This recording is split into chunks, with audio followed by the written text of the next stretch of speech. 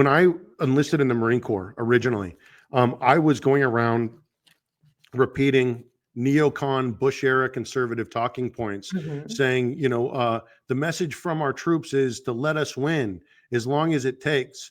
And I remember sitting in a college course and there was a Marine Corps combat veteran there. And he said, actually, brother, that's not the message from the troops. And I remember kind of sitting with it. My sister ended up serving in Iraq. She in combat. She came home. I was at a Memorial Day celebration with her. And at that Memorial Day celebration, at the time I was living in LA, I was doing the Screen Actors Guild thing, writing stage plays and whatnot. And I was rocked to my core Mm. because I was seeing people who were going on 2 and 3 combat deployments while I was saying things like, let them win.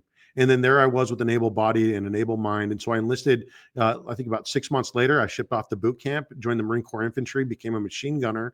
And I saw on the front lines that my talking points were not correct, that I ended Mm. up shooting at human beings that I ultimately had more in common with than the derelicts and cowards and hypocrites who sent me there to go shoot at them in the first place. And so Mm. ultimately, I became very anti-war.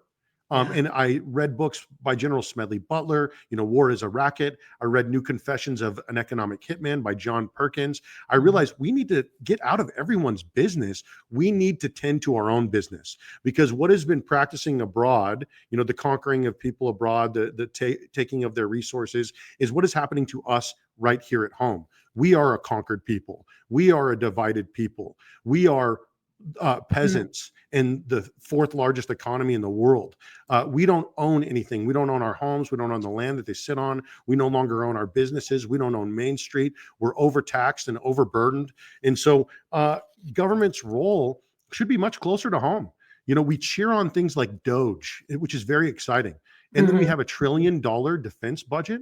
We have a Department of Defense Mhm. that failed its 7th consecutive audit, unable to account for 62% of $3.5 trillion throughout the globe in weapons, assets, and capital. That's our money. And what ends up happening is our dollar is devalued, our home is destabilized, and the rest of the world is destabilized. And they end up coming here to avoid America's foreign policy because we are a destabilizing force throughout the world, not a stabilizing force at this time, unfortunately. And not historically, but right now. And that's heartbreaking. And so when you look at this, something needs to change, because our role should be building the kingdom of heaven here at hand. Our role should be governance here in California, not the destruction of our neighbors.